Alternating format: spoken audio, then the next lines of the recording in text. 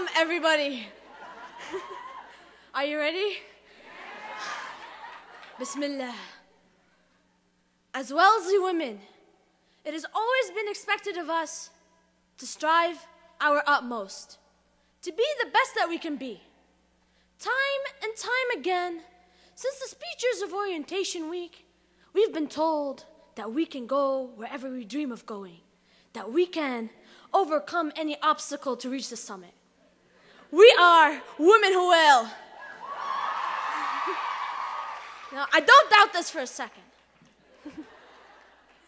But I want to make sure that in seeking to reach the heights, I never forget where I once was and how I got here. And I hope that as we all await our diplomas today, we all remember where we came from and how we got here today. So now let me tell you my story. Apparently, I'm going to be one of the first legally blind students to graduate with a science degree. And I'm not telling you this to be boastful, but trust me when I tell you it wasn't always expected for me. When I was 7, I was diagnosed with macular degeneration and Conrad dystrophy. Doctors predicted that I'd be completely blind. Currently, I have no vision in my right eye, but I do have some vision in my left eye.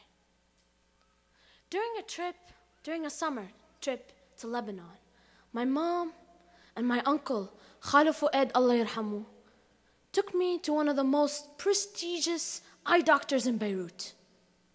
I remember that day so clearly. My mom came out and she was crying. And my uncle told her that he would go to the ends of the world to help us out. Now, it wasn't until later that I had found out that that doctor had told my mom that it wasn't worth spending a penny on my education because I was going to be blind anyways. But as my life went on to prove, it wasn't I who had limited vision, but he.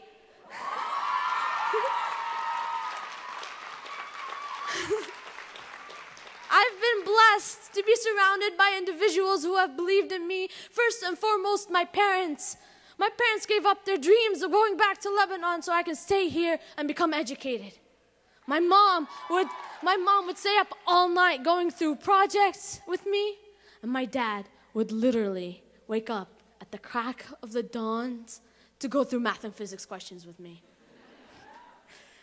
But the list doesn't stop there.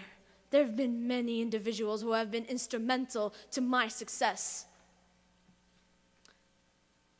As I await my diploma, I fully realize that I would not have been able to make it onto this stage today if it wasn't for the help of many individuals who have aided me every single step of the way. From my fellow classmates who would read to me on a daily basis, to my professors who would regularly meet with me and go over concepts and were willing to adjust their teaching techniques, I was never alone in my journey.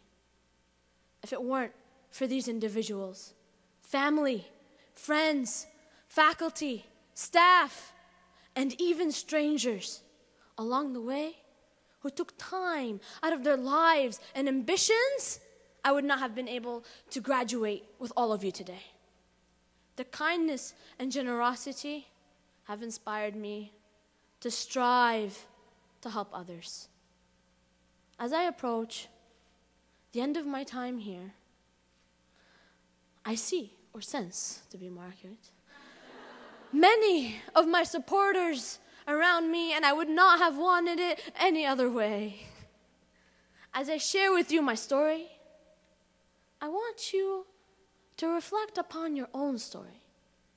Because the truth is, no matter how independent we imagine ourselves to be, we've all been on the receiving end of someone else's kindness and generosity.